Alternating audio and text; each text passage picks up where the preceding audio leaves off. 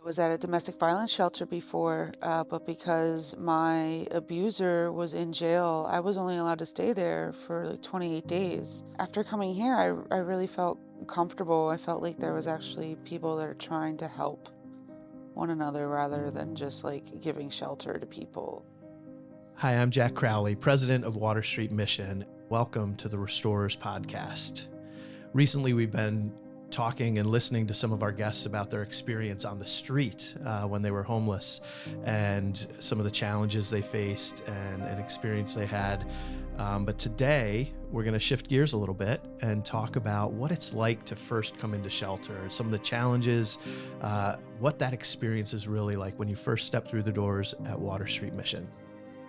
I want to give a special thank you to our Season 2 sponsors, MHEB Incorporated, Amish Gazebos, Espenshade Farms, and Espenshade Mills. To learn more about our sponsors, visit wsm.org/podcast. Well, I am really excited for our conversation today.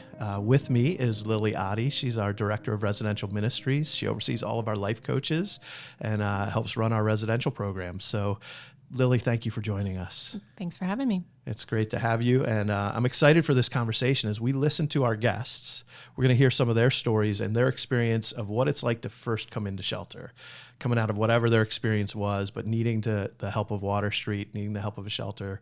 What's it like to step through those doors and experience that for the first time? And then I'd love to hear some of your feedback on what our guests really experience here at Water Street. Absolutely. The only expectation I had was a place for myself and my son that was a little bit long term, because going from place to place every month, that wasn't working out. We needed somewhere stable where we could be for a little bit. And this place ended up being it. I was grateful to be here. I'd been to other shelters before, and I've been to a Code Blue shelter where they allow just anybody on the street, and that's not a place for myself or my son. And there's some sketchy things that happen in Code Blue shelters, and it just wasn't a place for me. So I left there. And I was at a domestic violence shelter before, but because my abuser was in jail, I was only allowed to stay there for like 28 days. After coming here, I really felt comfortable. I felt like there was actually people that are trying to help one another rather than just like giving shelter to people. And She mentioned that bouncing from place to place and that inconsistency. How does that affect some of our guests, especially when they first arrive, having experienced that, where there was inconsistency and uncertainty of how long they could stay somewhere? Yeah, I think we see that very often. Most of our guests who are new to shelter, new to experiencing homelessness, new to even Water Street itself, I think we see a lot of guests come in with barriers to trust. So folks have been in such unstable situations, as you just heard from the clip. They've experienced very short timelines. They've experienced situations where there are people that they can't trust, especially if it's, a parent coming in with children or a child. There's an added layer of anxiety over caring for these little ones who are with you. So we often see our guests come in who they don't trust us right away, understandably, and probably rightfully so. They have no reason to trust us. They don't know us. And many folks have had very painful experiences in the past. So I think we see it takes time. It just takes time for folks to kind of take a breath, settle in, understand that we're here for them and with them. But probably the biggest element is it just takes a while for folks to settle. How do we help them kind of slow down? Because often it's that survival mentality of like, where am I going to stay tonight? Like your mind is racing. It's constantly moving. How do we help them slow down when they arrive at Water Street? Yeah, we tend to see the first chunk of their time with us, the first week or couple weeks, as just helping them feel safe. So we focus all of our staff effort, all of our, everything that we've structured Water Street around is just to help folks feel safe. So we work on helping them understand what this is your new environment. So whichever building you're in, we try to be really careful that we explain this is the space, this is the environment, these are the expectations, this is the routine. And we do that repeatedly. So we're not jumping right into goals of No. like, this is what you need to accomplish. No, okay. We just focus on safety and stability. Awesome. And she mentioned, having her child with her and the tension she felt going to shelter with that. How here at Water Street, maybe to help our listeners understand, at Water Street, how do we handle that when mothers arrive with children?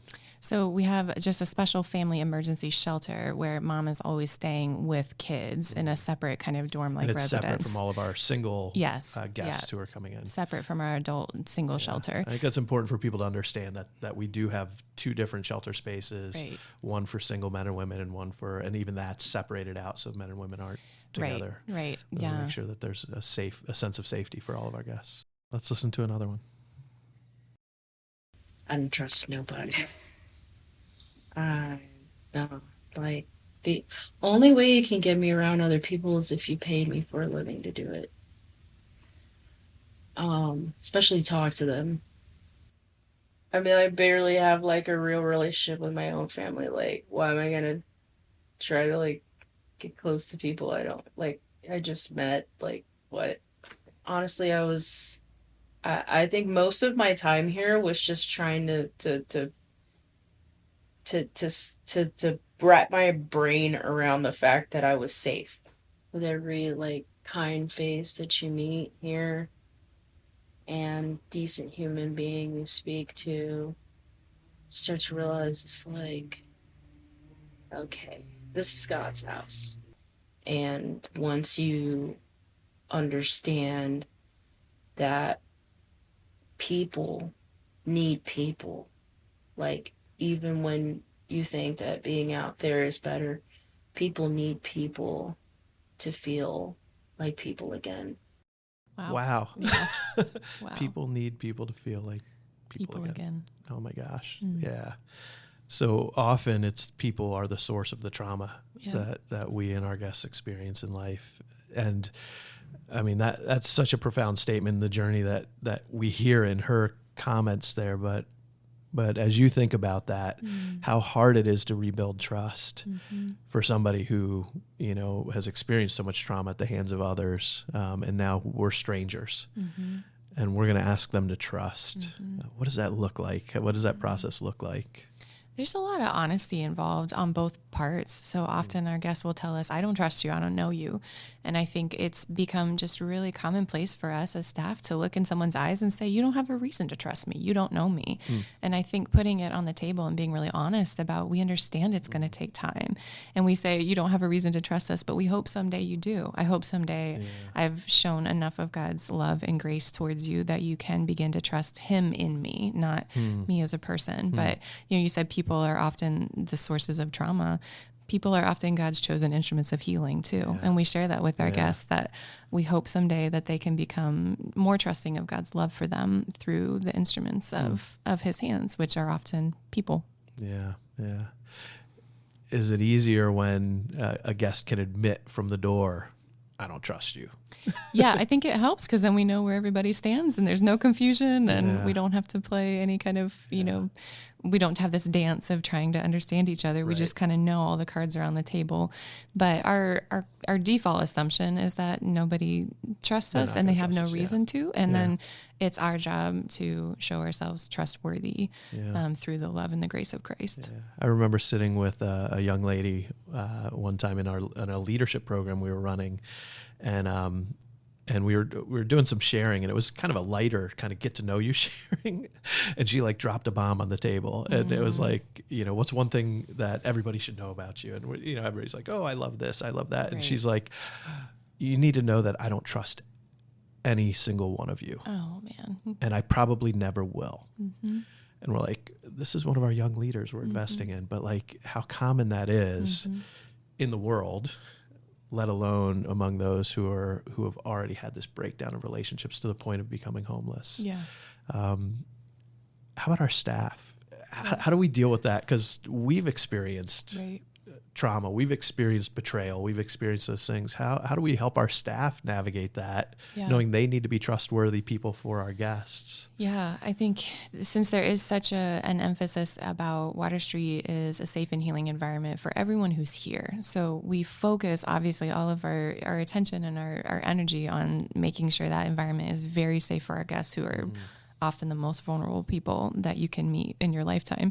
But that extends to our staff too. So I think from those who are in leadership, from those who are in manager or supervisor positions, there's a big responsibility to help our staff know that they are also safe in the appropriate places. So establishing one or two key relationships, for example, the folks who report to me, I want them to know that when they step into my office, it is a safe space, that whatever they're carrying, they can put down, we can work through it.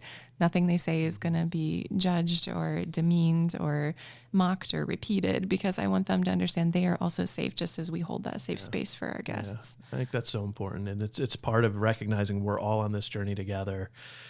As we engage with our guests, as we connect with them and meet them in this vulnerable space, Right. we need to create safe space for one another, Right. so we can create safe space for them. Kind of like our last guest said, like need people in order to feel like people. Absolutely. And let's listen to another one of our guests. Yeah, for me, it was just the simple fact that being that I was here a couple times and coming back, it was seeing familiar faces. So that was the comfort, that I knew people on staff and things like that. So I didn't have to learn new people's names and all this other stuff. So I kind of said, this time I'm going to sit down, give it a try, and see how it works out. Because if not, I'll save up the money, get the place, and then a couple of months later, I'm back out on the streets. So this is a positive place to be in. And I think this is the journey I should have went down a long time ago. And now I have the stepping stones to take those, and I'm going to run with it. You could hear in her story that obviously she's been here more than once, and that's not uncommon among our guests. Right. Why is it so important that a guest who's returning after having been here and gone back out and is coming back to see familiar faces? How important is that to someone's journey? I think it's hugely important, just knowing that there's a smiling face at the door, somebody you recognize, somebody that you might have a little bit of history with, somebody that you have a positive association with. That helps a lot when you're in a scary and unstable situation, feeling like at least there's one person, and we've heard that before, at least there's one person I can connect with, or one person I can kind of maybe start to trust a little bit. Right. That helps a lot. Right. The danger in that is coming back to people who know that you may have made a bad choice along the way, could lead to shame if they're not received the right way. Right. So how do we instill in our staff, and what's the approach staff take when a guest is returning? Maybe they left against our advice. Right. Maybe they left because, they just, the pressure got to them and they lashed out in some way and were unsafe, and they had to leave for a while. And then coming back, having not made it on their own. How do our staff receive them, and how do we help our staff receive them well? I think a big part of that is our core value of grace as our model. So our staff are excellent at not bringing our own judgments and our own perceptions into situations. Honestly, we don't know. And at the end of the day, we don't carry judgment or bias over a decision someone made when they left Water Street. We're just grateful that they're safe. And we often tell them, we're grateful you're safe. We're grateful you felt safe enough to come back.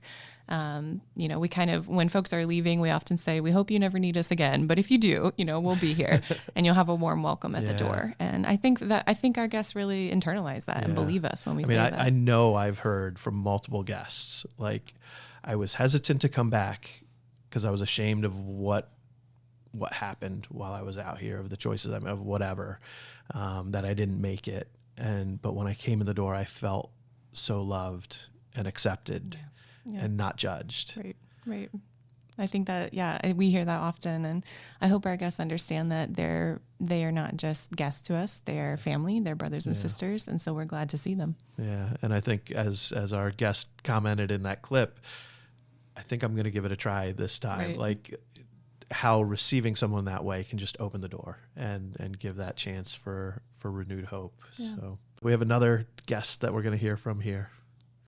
I can't tell you how many times I've called shelters or domestic violence shelters, and they would tell me that they're full. And I'm like, okay, so I just try and stay alive until you have an open spot. Like, how does this work? I was a whole mess. Yeah, I cried. I cried a lot. I was relieved to be out of the situation that I was in, and what I had gone through before I got here was like unreal. But so I was kind of relieved to be here, but at the same time, because there were men here, I was kind of standoffish at first. But then I realized, everybody's not out to hurt me. My life before this was so fake, but like we lived in the townhouse and, drove the $80,000 truck and everything from the outside looked okay. So going from that to this was very extreme. But the staff was great with comforting me and giving me time. But thank God I didn't have to wait.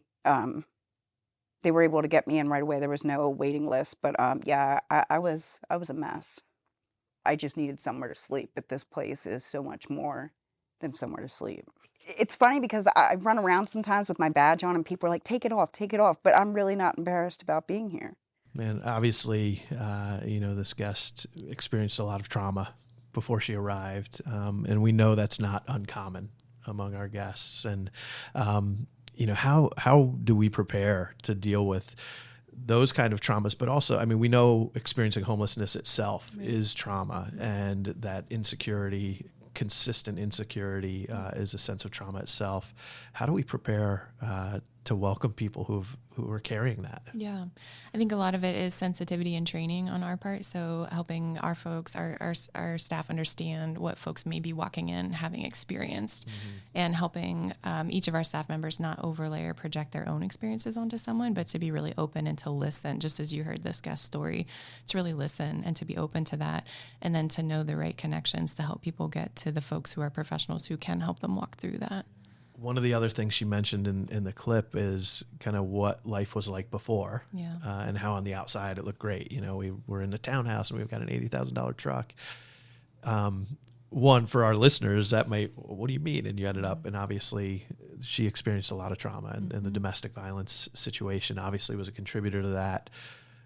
But many of our guests aren't coming from generational poverty. We do see that, but then we have others who have come from what looks like a stable, economically stable lifestyle. Is it harder for those guests to make that adjustment to where, like, oh my gosh, I need to go to Water Street, I need to go to a shelter, I don't have the resources? Do we see a difference in how those individuals adjust to Water Street? Yeah, I think some folks coming from a, kind of a more traditional or more stable background, however you define that, might be more of a challenge because there's humility involved and there's vulnerability involved in saying, I have nothing and I need help. Some of our guests who come in having experienced, unfortunately, this is not their first time experiencing homelessness or the system itself. There tends to be just more openness to saying, I need help. So that, I think there is a difference, and it does take some guests a little bit longer to be vulnerable and to ask for help. Yeah. And I think, our culture, and specifically our culture in Lancaster County, about like, I can make it on my own. It's so instilled in us. And so that ability to ask for help, to put yourself in a position where you're like, yeah, I do. Yeah. I'm so impressed by her, how she's kind of embraced this season and seen the value of being at Water Street, and even her comment about like not worrying about wearing her badge around town and knowing that people might recognize that she's at Water Street. Yeah. Do you see that sometimes among this is kind of off topic a little bit with our guests, like some of them, as soon as they walk off campus, it's like the badge comes off. Yeah. And I understand. There's sometimes, unfortunately, there can be a stigma associated with experiencing homelessness or having to stay in a shelter. So it's not surprising to us. It's not insulting. I think we just accept that that's a part of somebody's journey, but it's cool when you hear other guests saying just what she did, that it doesn't embarrass her because she's proud of how far she's come. That's awesome. Yeah. It's cool. We have one more clip we're going to listen to. People don't want to come to shelters because there are rules. One of the things that I had to struggle through was the schedule. On the street, one almost doesn't sleep. You go where you want and you do what you want. But here, there's a curfew. In coming here, I felt out of place. It was a new experience for me. It was something new. I was trying something new out, something that had never happened, and I had to adapt. And it was lots of work and a lot of problems. But thanks to God, I adapted. How often do you hear stories like that about the challenge of adjusting to rules? That's a very common experience. A lot of our guests who have experienced very unstructured environments come here and are overwhelmed with what they feel like is the number of rules, the number of do this, don't do this, be here, by then. That can be really overwhelming for somebody who hasn't been in a structured environment. And ironically, from our perspective, like we've tried to minimize the rules because we know how hard it is, especially at that first phase of stabilization. And then in shelter, there aren't a ton of them. But when you've been living completely unstructured, when you've been living in that environment where it's like, okay, I make up the rules for the day, suddenly to be told this is when breakfast is, this is when lunch is, and this is when you need to meet with your case manager, that's huge. Yeah, it's a big adjustment for people. And we try to have a lot of grace. We try to understand that this is going to be very disorienting for somebody to be in such a highly structured environment. We try to provide a lot of information. We try to over communicate what we mean. We try to be very careful about expecting when we expect folks to make it to a certain building by a certain time, we explain what that means and why we're doing that. And we make sure we walk them down and show them and explain. So instead of just being a list of do's and don'ts, there's real context for why we're asking that. Right. That's great. So why can't we just get rid of all the rules and let them eat whenever they want and sleep whenever they want? The guests ask that every day. And we're trying to provide a safe and healing environment. And part of that means that there needs to be expectations that help people stay safe. And even though the rules can feel obnoxious sometimes, at the end of the day, they actually are very trauma informed because they help everybody on our campus, guests and staff and volunteers, understand why we do what we do and how to keep each other safe. So my history, I worked with youth for a lot of years before I came into the roles that I'm in now. And that was one of the things that just was so clear to us, that actually the establishment of rules and stability and consistency was so helpful and healing for them in their growth. And it feels counterintuitive to the person it's happening to in the moment. Right. Those of us who are parents know how our kids rub up about how important those boundaries are and the guidelines. And actually there's safety and comfort ultimately in those things to know that you've got that consistency. And we do hear that because after guests are here for a while and they get the hang of our schedule, when there's a schedule disruption, we often hear people saying, oh, that threw me off. That messed me up. I can't remember where I'm supposed to be or why, or is really disorienting for them when the structure is removed. So part of that journey is us helping them understand why the structure is there and then helping them become a part of it. Yeah. So I don't want rules, but don't be too flexible. Exactly. Right. It's not complicated. But it's a challenge. And that's why we walk with grace, right? All Absolutely. the time. Man, I was blessed by the feedback from our guests and some of your insights, Lillie. Thank you so much for joining us today. Thank you so much for having me. And thank you for listening in.